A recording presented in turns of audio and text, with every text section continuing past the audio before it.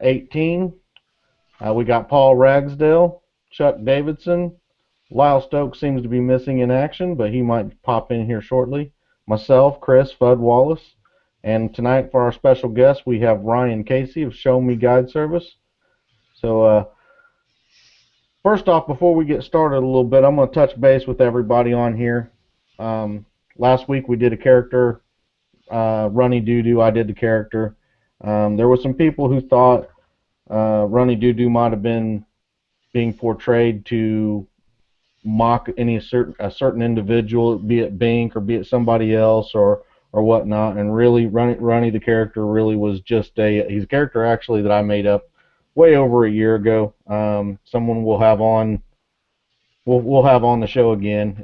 It's really just we're going to have different characters on the show. We're going to do things that are going to be to just be enjoyable and be different, and we're not trying to offend anybody. So Bink wasn't offended. It wasn't aimed at him, which some people thought it might have been. We are going to have Bink and possibly Janet both together on again on a different show. So we look forward to that, and we're not, we're also going to try to stay away from having characters like Runny and things like that when we have special guests, so that way we can focus on them a little bit more. But beyond that, I mean, we're all good. We're gonna keep doing our show the way we do it. We're gonna have fun doing it. We're gonna try to make it good for everybody else. So we're gonna get right into the meat with Ryan Casey here. I'm gonna go ahead and let Chuck start us off, if you'd like. How you doing today, Ryan? You been getting on them lately? I'm doing pretty good. Thanks for having me, guys. Now it's been a little tough out here on the river lately. When you bring your clients out on these guide trips, what do you focus on the most that they're going to take home with them when you drop them off at the boat ramp that day? What do you want them to remember about it, and what do you really try to focus on while you have them in the boat? Safety number one, because it is a pretty dangerous river. But I just want them to take away having fun, and everybody's different. Some people want to show up and they want to learn a certain technique, or they want to learn to go out and do it themselves. Some people just want to go out and spend the day on the Mississippi River. Other people want to catch fish. Everybody wants to catch fish, but some people are just there for the fishing. Some people are there to learn something. So you just kind of feel everybody out and try to come through for everybody on what they want. Well, that's great. What's been your most memorable guide trip that you've had clients in the boat that something may have happened where you've really got a good limit of fish, or something else that may have happened that just stands out in your mind that you will never forget? There's lots of those, but there's good, there's bad, and ugly. But I'd say probably the one that stands out the most for me is today we had some clients out, and my dad was first mating for me, and we caught 348 pounds of fish in our best five, and that was a really good day. And our next best five that day was like 154 pounds, so we had 10 fish that averaged a little better than 50 pounds a piece. That was a good day. Yeah, that was a real good day. So you in your tournament fishing, are you gonna try to get back into it a little bit more than you have been, or you just gonna focus on some big tournaments and not try to make every tournament on certain trails and stuff like that? What's your focus on the tournaments coming up? Really, tournament fishing's kind of over for me. Dad moved back to Cleveland. I had fun fishing it with him and fishing the tournaments, but anymore, being out there as much as I am, and the pressure of putting people on fish. Same thing with tournaments. It's work. You got to get your bait. You got to find your fish. You don't really get to fish for them pre-fishing. And anymore, I don't really get to fish much myself. So if I do get some time off, I usually go out there just to catch them myself instead of worrying about, finding them for a tournament, and bring myself into that pressure again. So I don't really fish many tournaments anymore.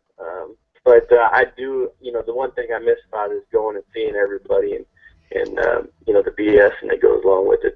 That's one thing I do miss. So I try to, if there's a big local tournament, I try to, show up to talk to everybody. But other than that, I kind of got away from the tournament fishing. So you're not going to try to hit like the big monsters on the Ohio or something like that, next couple Man, of years? that's a great tournament. Aaron Wheatley has done a fantastic job, and we've had a real good time every time we fished it. It's just, yeah, I really don't see myself fishing any tournaments. I might fish one a year, and if I was going to fish one, that's always one that you want to go fish. But I don't know if I'll get to make that one this year. But it's always a great time, and if I don't make it this year, I'm gonna miss it. Speaking of pressure, tell us what it's like when you're taking your clients out and you have all this pressure on you where, they're expecting fish, maybe not big fish, but, they're expecting to get fish in the boat. What's that like, and what kind of pressure do you have on you knowing you got to go out and do that kind of work every day? Well, I mean, that's just it. You've got to produce, every day. You're taking people's money and they're paying you to put them on fish and have a good time and keep them safe. And there's pressure involved. I mean, it's just like fishing a tournament or anything else. The fish sometimes they don't want to cooperate, and you got maybe 3 to 5 people sitting in the boat looking at you, going, what's going on? And you got to come up with an answer. So it's it's tough sometimes, but it's being out on the water is there's no substitute for it. Time on the water, you can generally figure out where to go to put some fish in the boat, and it's not always easy. It's not, everybody says it's the best job in the world, and I'm definitely not complaining, but it's got its days just like anything else. How do you feel on those days when you take some clients out and it's one of those bad cold front days, and and you just can't seem to get the skunk out of the boat, or you find a banana in your boat at the end of the day? You think that makes you a better fisherman by having days like that where you've got to try to get out and learn even more so you won't have days like that? Well, I mean, as far as skunkings go, they don't happen very often, but they've happened. I think it's happened to me 5 times in this is my 5th year, and it's happened twice this year already. I don't know what's going on in the river right now. It's really tough out there, but those days are going to happen. It's fishing. The one thing I got to ask myself is, did I try as hard as I could today for these people, and did I do anything for them, to teach them about what we're doing? What did I do for them today? Did I work, my hardest? Did I make sure they had a good time? It's still fishing. It's gonna happen. It might not happen, as much for some as others, but it's fishing. I mean, you can't always make them bite, and most of the time, people are relatively new or new to fishing or catfishing, and they have a pretty big obstacle to get over with just the equipment itself. So getting the fish to the boat is an issue sometimes. A lot of people, have a tough time. They've never used circle hooks, or the way the fish bite, they want to jerk the hook, and we lose a lot of fish like that. But it's challenging every day out there, but it is a lot of fun. I bet. I've seen your new boat and the new setup you've got in it, and you've invested a lot of money on the equipment in your boat and your company. When you was focusing and deciding on what electronics to get, and you was doing this to make yourself a better fisherman for your clients, so you'd have the right stuff and you had every advantage to do a good job every time you took them out. Yeah, I mean, for me, safety is priority. I mean, this is a dangerous river. People die out here every year, and that's the priority number one. And the ProCat is a really stable boat. It's wide. It's 24 foot long. It's got plenty of room for people to move around, and that was one of the biggest things for me is, if I'm going to be charging someone, I want them to be comfortable, and I want them to be safe. So the equipment you use reflects on your work. You don't want people paying you a bunch of money to go out there and use equipment that's going to cost them fish. I understand if a fish pulls the hook or gets you down in structure or something like that, but if I've got fish breaking my line or my reels locking up or rods breaking for no reason, that you can't have that stuff. That's something you can't control. And so you spend the extra money and you get a good equipment, and people, I get a lot of compliments on the equipment I use and the boat I use, and I wouldn't have it any other way. Let me jump in here real quick, Chuck, and get one of the. We've got about 5 questions lined up on chat, so I want to get one of them shot out to you real quick. Ryan, do you prefer night fishing or day fishing? And what are your personal best fish that you got? I prefer daytime fishing. I do some night fishing trips in the summertime, but we usually have no problem catching them in the daytime.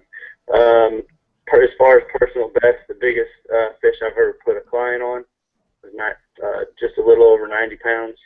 My biggest fish is 95 pounds. And then Jason Jackson and myself put a 105-pounder boat in a tournament in 2010. And one more question: what's your favorite body of water to guide on, or do you only guide on one body of water? Man, I've gotten to see some really good ones, and the Mississippi River is awesome.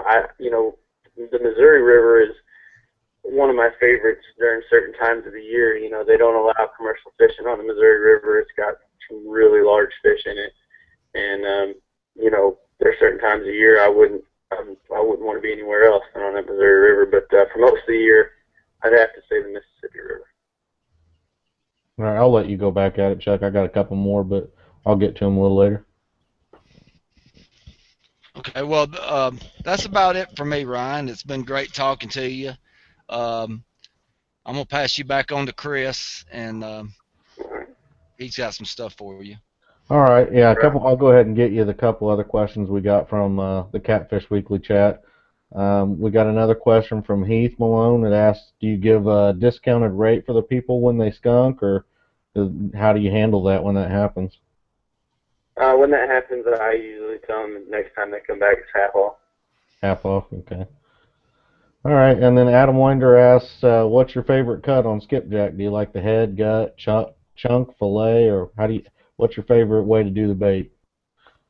I don't have a favorite necessarily.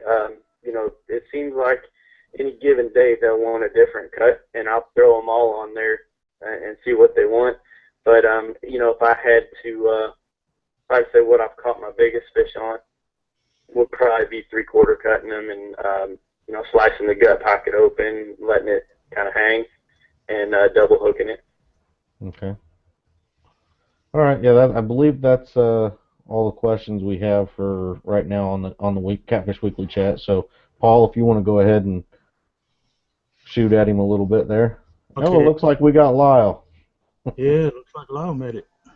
Of course, I don't see him yet, but Ryan, just out of curiosity, what made you decide to get into guiding? Well, we just finished up Monster Cats, and I'd been off for almost a year making that video, and I had a buddy of mine named Rick Bracken, and he called me and kind of approached me about starting a guide service. And, at the time it seemed like a good idea because I didn't really want to go back to the real world. and I'd won some tournaments here locally, and things were going good, and it was the time to do it. And it worked out.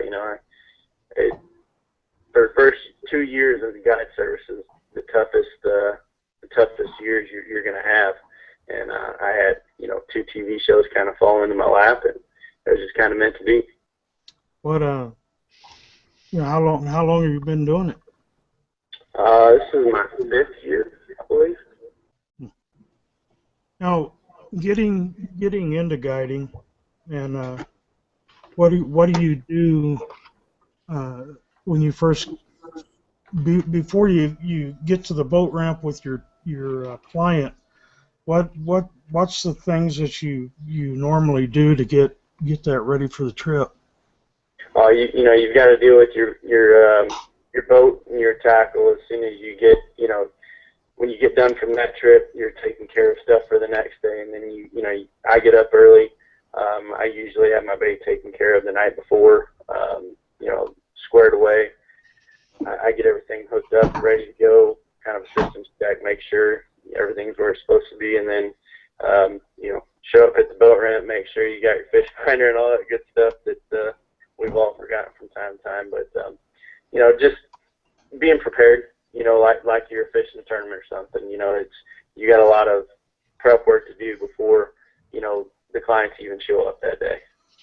And you usually try to make sure the client gets a learning experience as well, or? Yeah, I like to teach, but at the same time, I'm also, everybody's different. Some people are really engaging and they want to ask a lot of questions and they want you to teach them. And some people just want to sit back and relax and enjoy the peace and quiet of the river and just kind of sit there and fish. So it just depends on what type of person it is. If it's somebody who has a lot of questions, I'll answer anything anybody asks me and teach them whatever they want to know as far as fish finder, where to look for fish. I've had people that just want to do an educational trip and they want to get their season started, so they'll come to me in March or February and they want to learn how to drift for later on that year, and we'll go out there and I'll show them the ins and outs of it, and go through all of that, and then and then we'll go anchor fishing to catch fish. Well, I want to go out on the river and I want to catch a big fish. Now the biggest on Mississippi is a 16-pound blue, but I get a hold of you. I want to spend my money.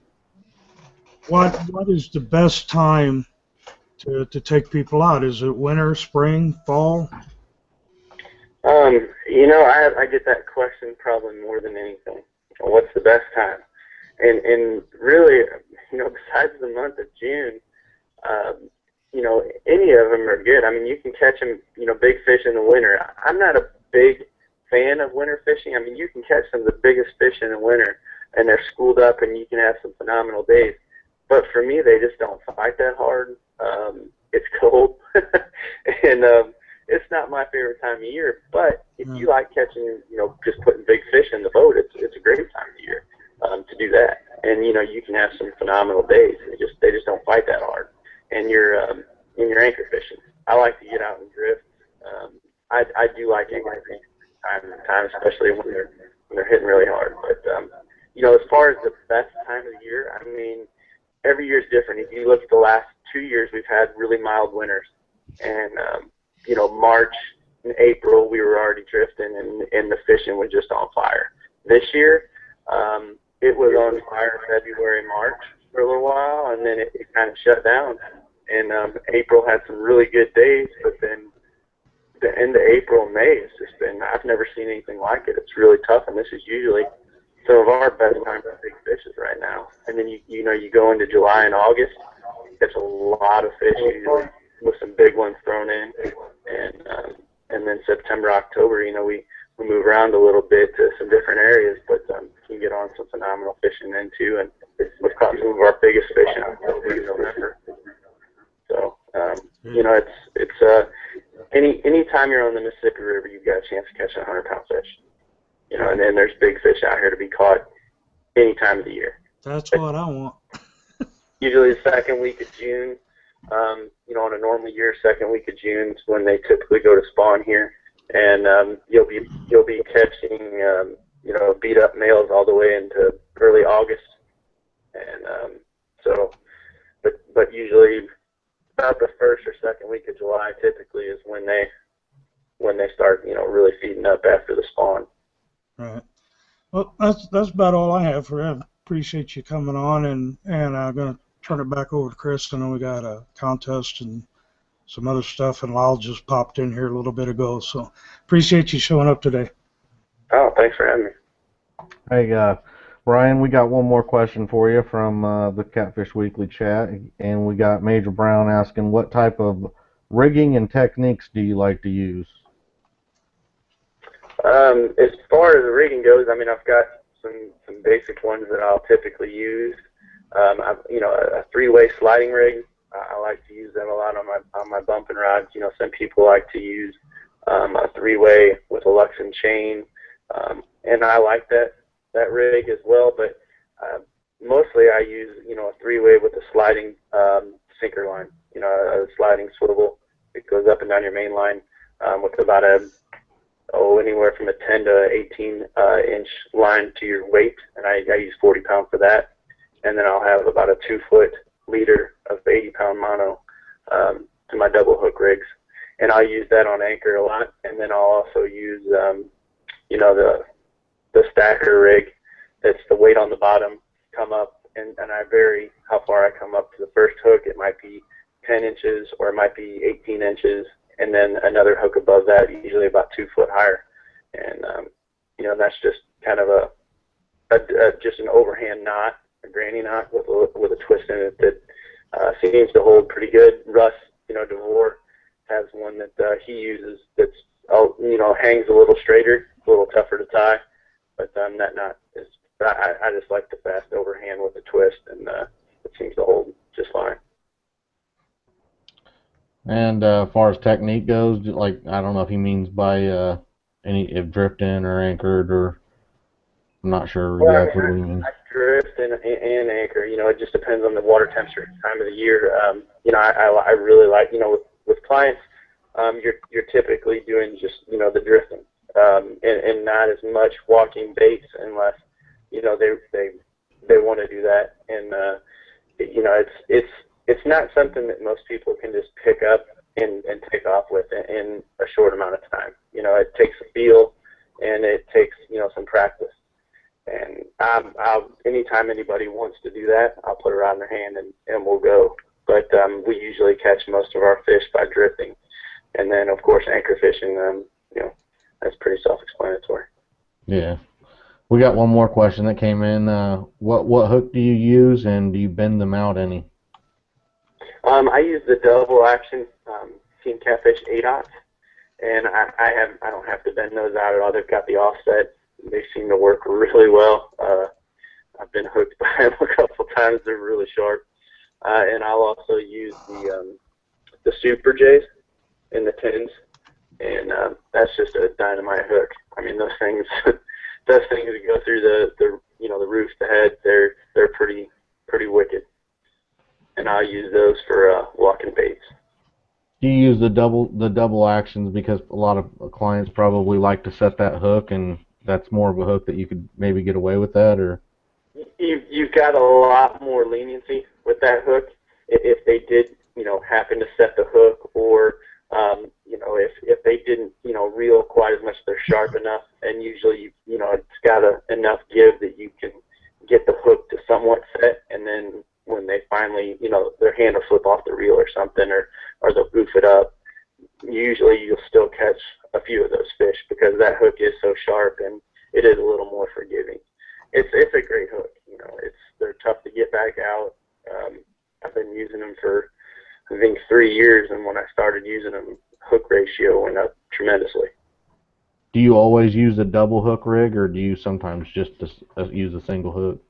No, I use a lot of single hooks, but if the fish are wanting bigger baits and I can get away with throwing bigger baits, I'll use double hook rigs. I always, a lot of the guys that fish the tournaments and stuff, and they use a big bait with just a single hook, and I give them a lot of credit. They must have a lot of patience and a lot more luck than I have, because I almost every time we'll have a big fish just load the rod down, and then all of a sudden it'll just fly up. And, they don't have that hook.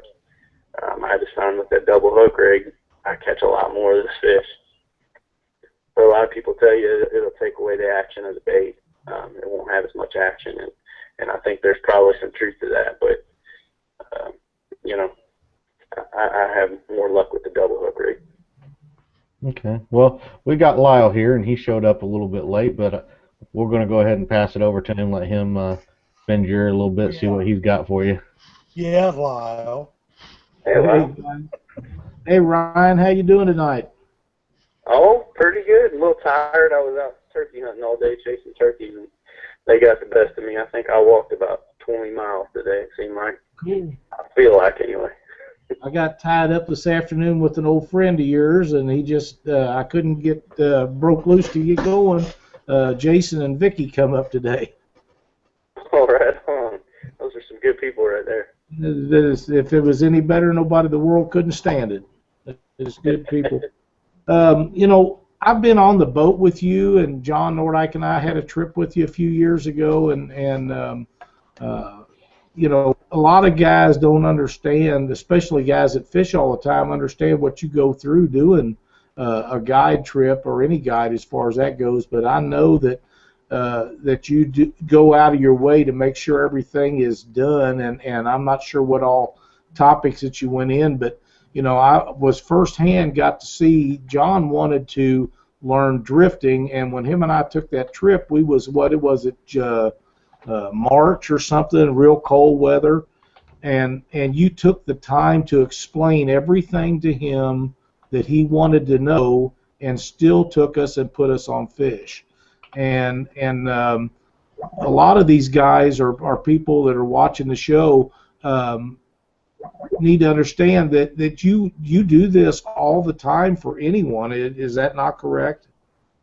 Yeah, I mean, anybody, that they asked some of those questions earlier, and anybody who wants to learn and ask the questions, I'm not a mind reader. I don't know, what they're wanting to learn unless they tell me, and I have a lot of guys, just feel free to ask any question you want to know, and I'm always happy to answer it. A lot of times I'm not going to just say, well, this is where we drift at, or this is why we, I don't know that you want to know that, so ask me that. And the guys who, ask the most questions, I feel like they get, the most out of the trip, because I have, I will tell anybody anything, just ask the question. I mean, that's why I'm there. I'm not a tournament fisher anymore. I'm not here to, hide things from people. I want everybody to learn how to catch these things, and if you do come on my boat, I'm also going to tell you about CPR and selective harvest. In my boat we release anything 10 pounds and up. So if it's 10 pounds, it goes back in the water, and I let everybody know it comes in the boat why we do that. And now the last thing I want to do is take out some, and if you catch a fish legally, that's your fish, but there's it takes a long time for those fish to get that big. You guys all know that. And the last thing I want to do is take somebody out there, show them how to catch a bunch of big fish, and have to keep every single one of them. Anymore, I stay busy enough that if guys are meat hunters, most of the time, I don't take them.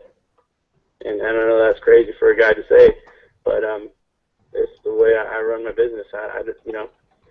Those fish there's not an unlimited quantity of them out there. So I'm not saying that if somebody, little kid caught a 30-pounder or something like that, or a 40 or a 50, and that was just one fish, and he wanted to keep it or whatever and take it home and show. I mean, that's fine. That's not what I'm talking about. I'd prefer that they let them go, but I'm not a CPR Nazi either. I'm not.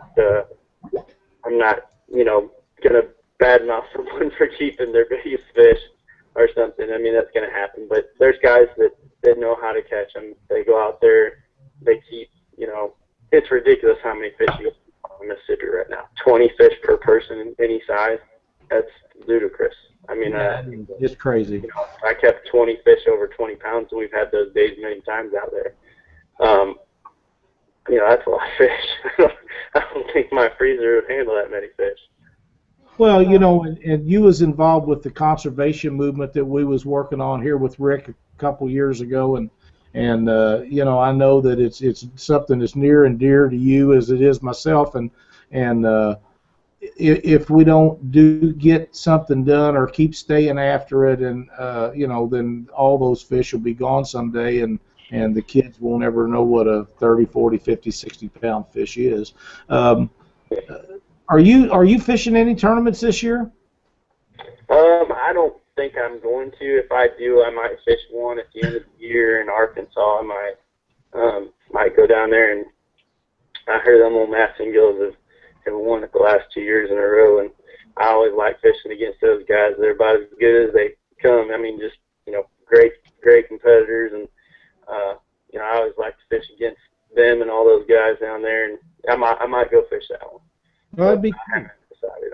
I really just kind of gotten away from the tournaments. Now, I knew that you had. I didn't see you much anymore, and that's a shame because you're a great competitor to the sport. Are you and Rick still involved in the guide service together? Rick's got an open invitation anytime he wants to come back and guide.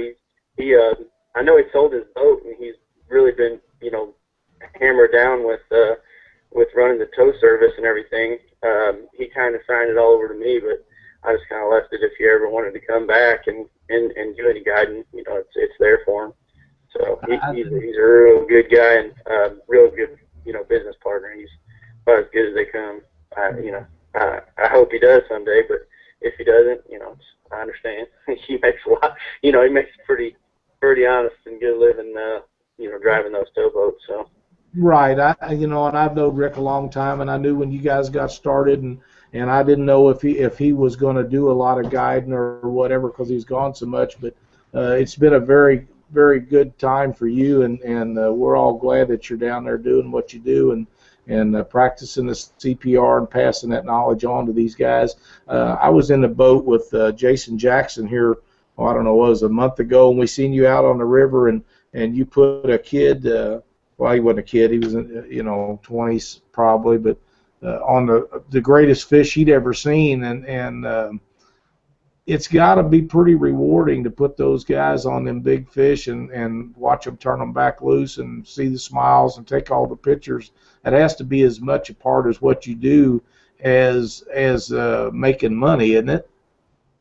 Yeah, I mean, those days are awesome. You make a lot of good friends, people you meet.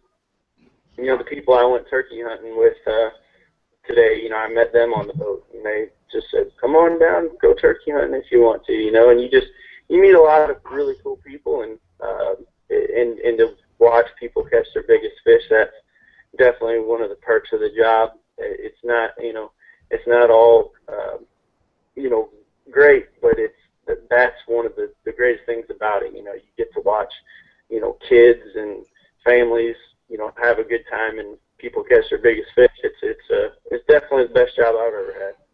Absolutely. Well, Rick, thanks for everything that you do and being on the show tonight. Like I say, I kind of got tied up today, and I'm a little late running in, but I know I'll be seeing you pretty soon down there in St. Louis. We're going to make some trips down there and keep these kids on the straight and narrow as you're putting them on them great fish. Well, I appreciate it, Lyle, and I appreciate y'all having me on. Sorry, I'm probably sound like I'm half dead. I'm pretty tired, but I enjoy coming on and talking catfishing, and I just like to thank my sponsors because they're the ones who help me do what I do, and they're just key in everything I do, and really good for the sport. Lowrance Fish Finders, Tangling with Catfish Rods, Team Catfish Terminal Tackle, K2 coolers. I know I'm gonna leave somebody out here. Monster rod holders.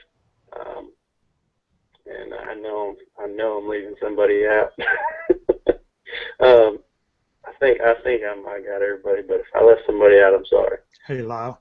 Yes, And just because you're late, it's not mine. it's not yours. Not mine. Good, Chris.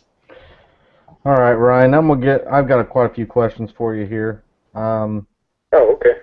You good, buddy? I got you were talking a little bit earlier with Chuck about, the stress and everything, how much, pressure is put on you to get clients on fish and things like that.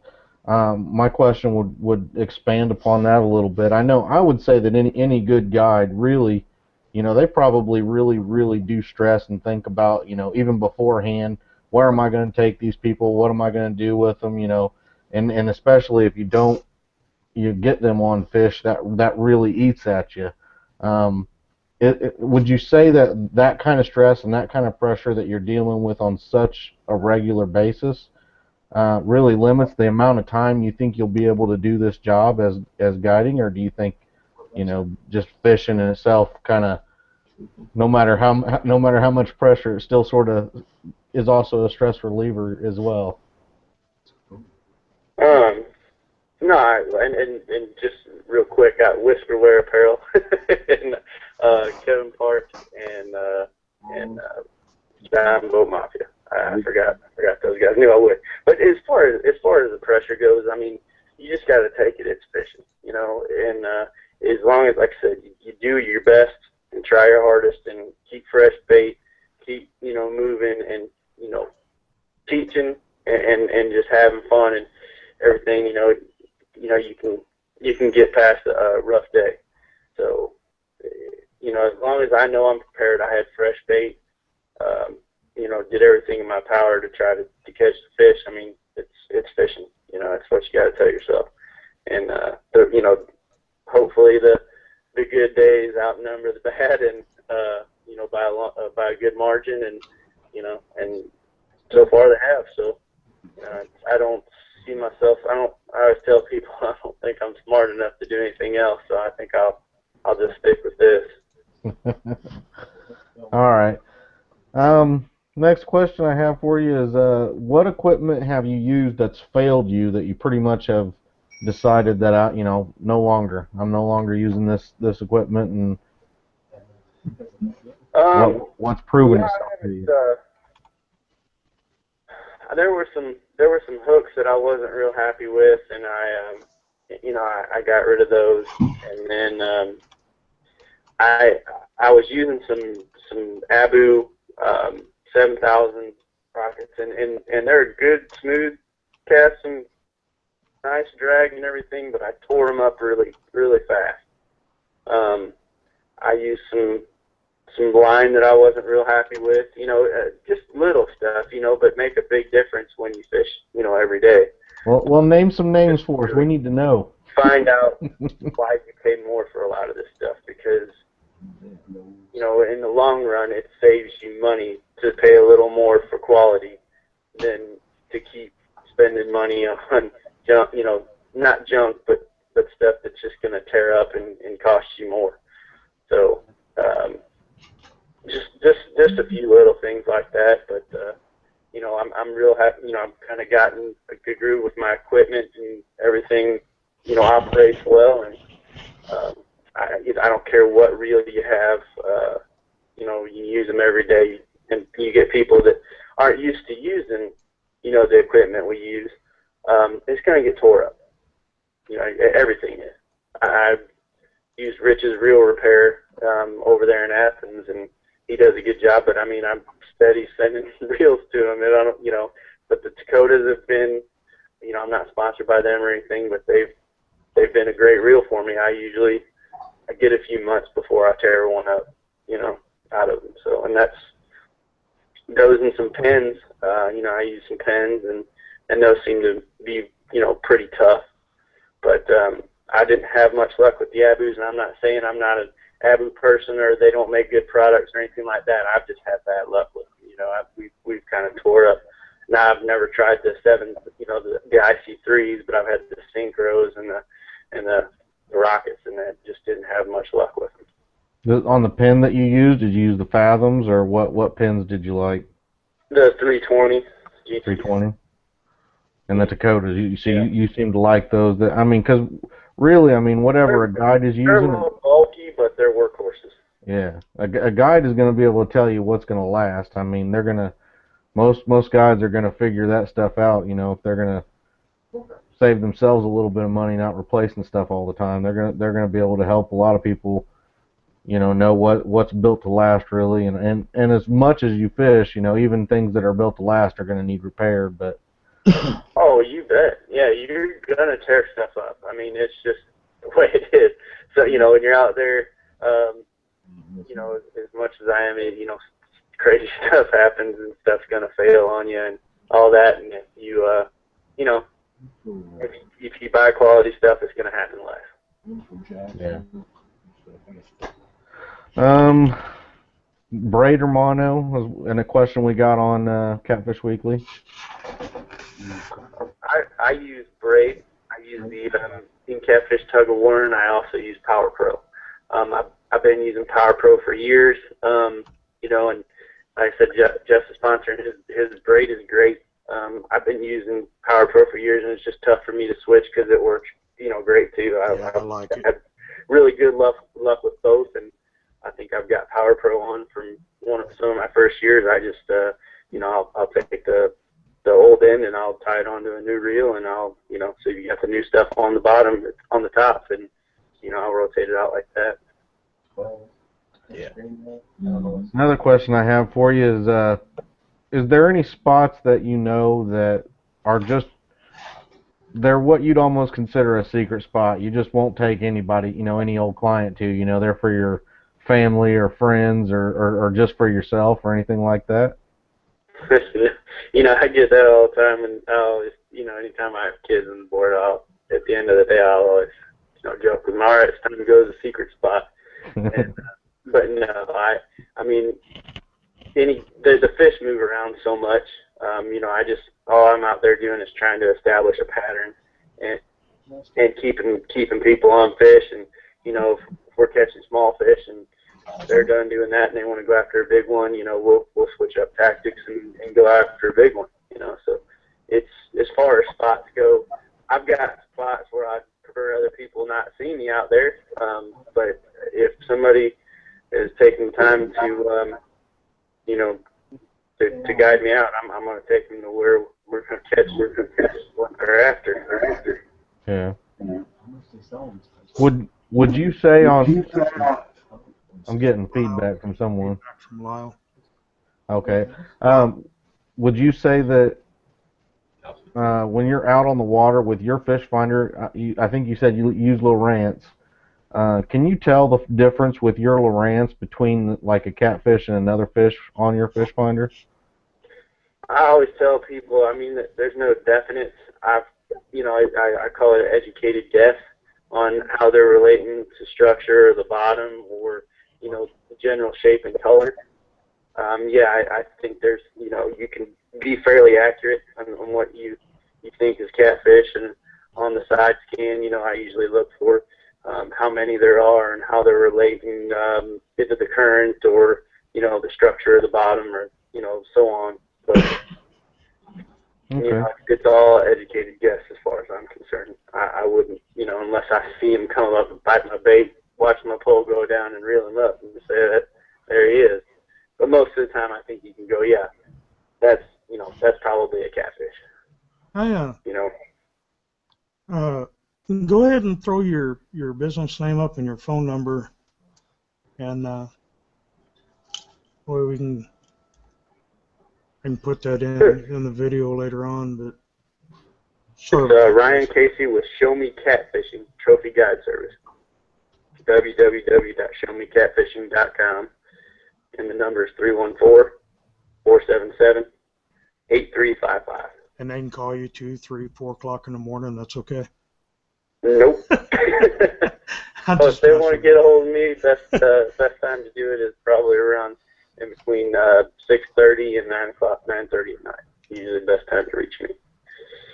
If I don't answer, leave me a message, and I'll get back to you between those hours usually. Now I got more questions for you, but I'm gonna take a second out here, and we have a few bottles of Dead Red left that people didn't get back with us, or we just didn't give out enough, or whatever. We had a couple extra ones left. I asked just a little bit ago, anybody who hasn't won yet in chat, and we had 2 people that hadn't won, Major Brown and Heath Malone. So congratulations to both of you guys. You're each going to get 2 bottles of Dead Red. Just Heath Malone, I'll see you probably at the next tournament, and I'll give them to you there. And then Major Brown, if you just send me a message with your address on it, I'll get it shipped out to you. Say hi to Major Brown too. I believe I've had him in the boat with before. Yeah, he said that he's fished with you before, got a 47-pound blue, which he loved, and he's got it on the books for this year to go back out. So. Yep, he's a good guy. All right, so back to some more questions I had for you. I said, what do you think most tourney guys do wrong when they're out there? Tournament guys? Yep. I mean, tournament fishing, so much of it is a mental aspect. You know, and I'd say, you know, that's where you either go right or you go wrong. You know, anybody can go out there and find a good school fish and you know, they'll bite and you win the tournament. But to be consistent, you know, you've got to have the right mental game. You know, you've got to, you know, be, you know, have some self-control pre-fishing, you know, and not hook every fish that you're fishing for and in the spots that you're wanting to fish during tournament day. You know, you need to clip baits on or, you know, just go through there and once and see what you got and that kind of thing, and then maybe have, you know, self-control to go back and just look at it the next few days before the tournament.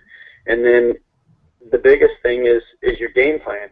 You know, come up with a game plan and then, you know, stick to it. But if it's not working, change it up. I mean, just treat it as a day of fishing. A lot of guys panic, you know, and they want to run here and there and everywhere they've caught fish before, instead of just doing what they do on a normal day, which is settle down and figure out what the pattern is. Why aren't those fish where they were the day before? Is the water coming up? Is the water, you know, is the water going down? If the water's going down, those fish might have moved out further into the channel. If it's coming up, they might have moved closer to the bank. You know, they're probably not far, but if you're marking them and they're not biting, you know, maybe it was a time of day thing. You know, maybe they didn't pay attention to, you know, I was catching these fish at 9 o'clock in the morning or 10 o'clock and not 6 o'clock when, you know, I'm out here fishing for them now. So, I mean, it's just a lot of variables. But most of the things I see people do wrong in a tournament is they panic. You know, you'll see them, and we all, you know, they're scrambling. You see them running up and down the river, you know, or the lake. You know, they're just jumping around and they're not fishing. And you got to have your lines in the water, baits in the water to catch them. So I'm guilty of that. You know, so so much of it is just a mental game. I think that's where a lot of people fall short, and that's what, you know, is going to help you be consistent. Yeah, I'd fully, like I said, I've done that. I'm guilty of it. I agree with that as well. Yeah. Yeah. Who taught you how to catfish, and do you have any role models in the catfishing world?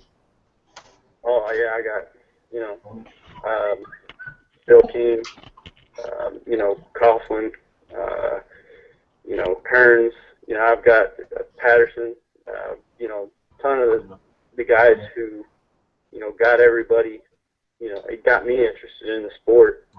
You know, those guys have been doing it for years, and you know, they're part of the reason why I'm doing it now. So I mean, yeah, I've got role models for sure. And what was the other part of that question? Who taught you how to catfish? You know, I just kind of got out there and did it, and I've had people I've went with, you know, so many people I went with, and I mean, anybody I go with, I usually will pick something up from them because I pay attention. You know, I've fished with a lot of good catfishermen, so I mean, I've learned things. I've learned things from Russ DeVore. You know, I've had, you know, good fortune to fish with Russ quite a few times. I learned stuff from my clients. You know, they'll pass me on tips that helps them out. You know, I mean, I'm always learning, and I still got a long way to go. You know, I've got a lot to learn. I got to fish with Chris Stout. You know, I learned a good deal from him, and just, you know, I've gotten to fish with quite a few people, and I think I've learned a lot from all of them, and I've picked up a few bad habits along the way on my own. Yeah. Just recently here on Facebook, I don't know if you've seen this or not, but I believe the Mason Gales shared the status of somebody, and I believe they were on Wheeler Lake, and I'm not sure who it was exactly, but a couple guys were in their boat traveling about 50 miles an hour and apparently hit a log that was hidden behind a wake. They pretty much had no control over avoiding it, and that motor came up into the boat when they hit that, and it ended up chopping the guy's leg up pretty good, and, you know, doing a good laceration on a head and whatnot. But, you know, the guys were lucky to be alive or whatever. What would be your, you know, what would have happened to you, the most dangerous thing that's happened to you out there, and, you know, what kind of lessons do you think people should take away from these things? I'm overly cautious, and that's one thing I think a lot of people take me as being kind of, you know, a little hard on them in the boat, but it's, you know, safety is, you know, because my whole business can go away in a blink of an eye, you know, because somebody makes a mistake or I make a mistake out there, and somebody can get hurt, you know, and that's my worst fear. So the most dangerous thing out there that's happened to me is, you know, the tug drivers. Some of them, you know, feel like they own the river, and some of them are really nice. But I've had some run-ins with some guys who I was on their river and they didn't like it, and they charged the back of the boat, just full on, just came right at us, you know, and threw a bunch of, like, a huge wake right over the back of the boat, and on purpose. And, you know, it's pretty scary. You know, Was that a tugboat driver, or what was that? You know your rights, but also know the rules of the road. You know, if you're within 100 foot of their tow, and if you're out there on the river, it's a good idea to have VHF and know the channels that they're all on. Okay, so the boat that came up and did that to you, was it a regular boat, or was that a tugboat? No, it was a tug. Oh. It was a tug with the Osage fleet, which is no longer around anymore. Yeah. Their boats are still out there, but the Osage. Tell you what, them boats can throw up a hell of a wake too. I had my experience with that, and I don't think I want it again. Yeah, I mean, you know, they're bigger than you, and sometimes they feel like they're going to just push you around, and, you know, it's kind of nature of being out there, but just, you know, just kind of give them a wide berth and avoid them, and you know, know what your rights are, and you know, now I'll get on the radio and holler at them to, you know, to back off, and there's forms you can file with the Coast Guard against them. Now, nothing's probably going to happen, but they don't, you know, they don't like to have that, you know, Paperwork. at least they know, you know what you're talking about. Yeah. All right. Well, that's yeah, that was a pretty scary thing that I seen, and earlier in one of our first episodes, you know, we talked a little bit about the slipping off of the front, throwing, you know, a guy that fell in throwing a cast net early in the year and frigid water, and there's lots of lessons, and you know, Ryan said he's pretty much you know, a stickler on the rules of being safe out there on the water, which is a good thing, and that's gonna, you know, as long as he continues that, I'd say that, you know, he's gonna have a long career at doing it and everything. And the first thing you do when you go to get in my boat is you go over to safety meeting in the morning, and that's where everything's at: the fire extinguisher, the throwable, how to start the boat, run the boat, you know, the first aid kit, and then my rules. I think And I think if anybody doesn't respect the water, they ought to stick to bank fishing, pretty much. Yeah. That stuff will come up and kill you real quick. yeah, yeah. As a matter of fact, wasn't it last year they had that guy Dennis or something like that fell out of his Dennis, boat? yeah, Dennis Yeah. was killed out there, and I still don't know if they know exactly what happened, but I think there was an incident with a tug and a barge, and yeah, he was out there at night, and that was a really bad deal. We lost a really good, he was a good cat fisherman. He was out there quite a bit, and it's left behind a family, and it's a bad deal. You got to respect the water out there, and things can happen in a blink of an eye. So, he was a good fisherman. He knew what he was doing out there, and I'm curious to know what exactly happened when they finish up the investigation. All right. Well, we're gonna go ahead and give everybody a few minutes to close out, give a closing statement to close out the show. So I'm gonna start it off with Chuck.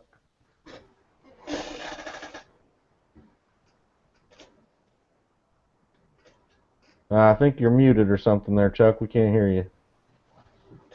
All right. There you go. May 17th, Alabama Catfish Trail. We're going to be launching at the Scottsboro City Park, and we're going to be launching at 7 a.m. Scottsboro is going to be having a catfish festival that day. We're going to have weigh-in at their festival. It's going to be a fun time. We want everybody to come out and enjoy it.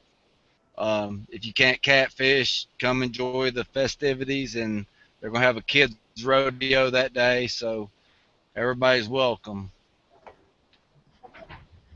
That's all I got. All right. Go ahead there, Lyle. All right, I'm going to go through the same stuff we go through every week. Twisted Cat Outdoors is having Nauvoo, Illinois tournament the 24th of May. Like to see everybody show up that could possibly make it. Fishing will be above the Keokuk Dam. It'll be basically a channel cat tournament. We're looking to forward to having a good crowd up there, so I hope everybody can make it. May 31st, Calvin Myers Benefit Tournament at Burlington, Iowa. A lot of you guys know Calvin, and I'm hoping that we have a great crowd. We have just tons and tons of prizes and giveaways for this tournament, and I hope that everybody can show up for that. It'd be a really good time. The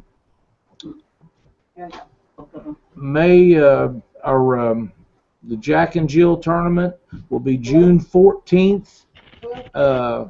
At LaGrange, Missouri, sponsored by Mark Twain Casino. This is a one-man, one-woman minimum in the boat. You can have as many as 3 people, but you have to have at least one man, one woman in the boat. We've got a lot of response and a lot of entries coming in for this tournament. We're guaranteeing $3,000 to win. I'd like to see everybody that can possibly make that. Make it. It's going to be a really good time. We've got lots of giveaways, and there's going to be booths set up and some other stuff.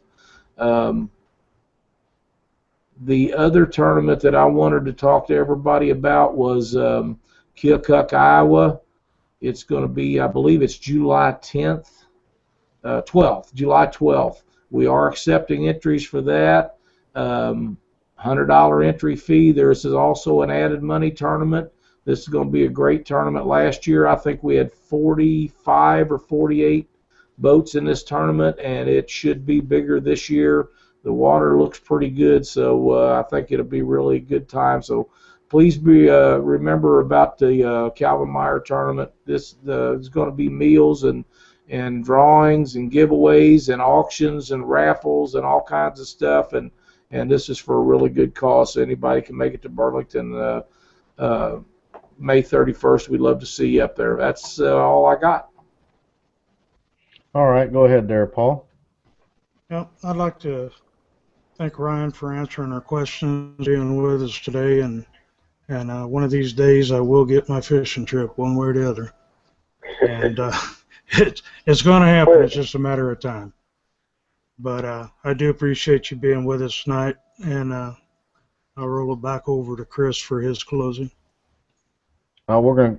I know that you already did a little bit there, Ryan, but I'm gonna let you go ahead and go again and let us know any of your sponsors or anything that you might have that you want to throw in here.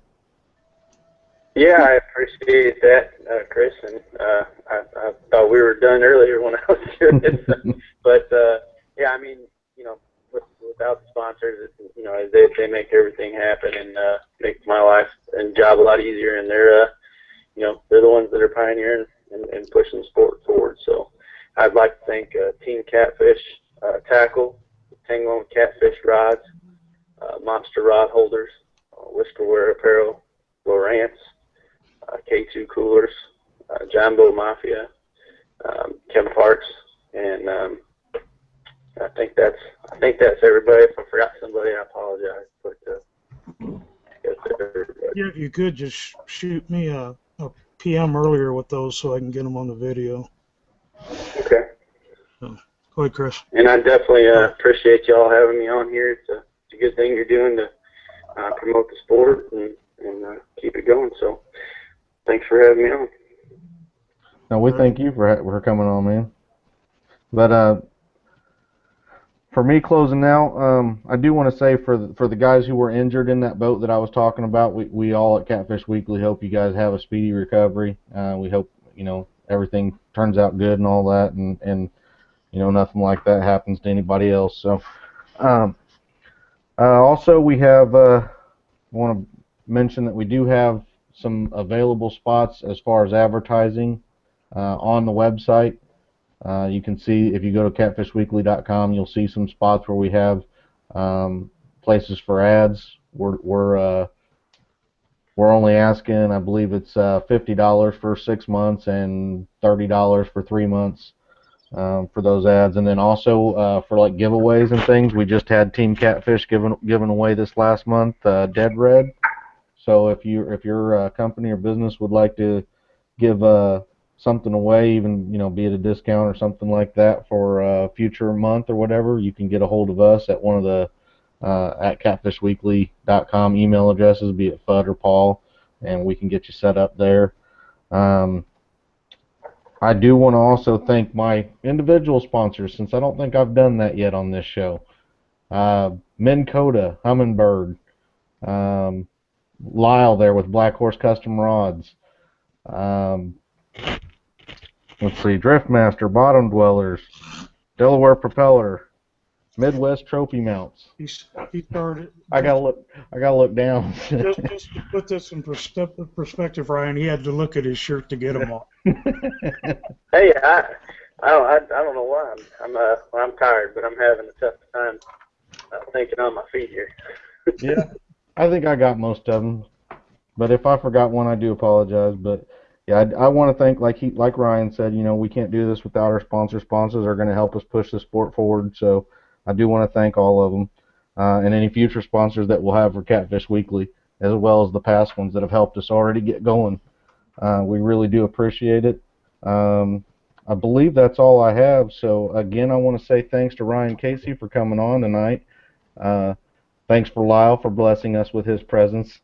Let's go ahead and let Ryan go, and then there's a couple of other things we needed to do, but we don't need to get him tied up any longer while we're on the air. I appreciate it, Ryan. Thanks. Hey, thanks for having me, guys. All right. All right. Bye. We needed to, and I just had it on the tip of my tongue. It's one of the announcements that you make at the end. Oh, okay. Yeah. About going to do that. We're not biased. Yeah, you want me to do that one? Mm-hmm. All right. And then are we done after that? Yeah, I think so. Okay. All right. The last thing, I guess I forgot to do it. I didn't mention it, but even though each of us individually have our own sponsors, the show itself isn't biased or sponsored by any specific product or company or anything. We're pretty much just here to pass along our enjoyment of the sport of catfishing and spread knowledge and information and just have a good time.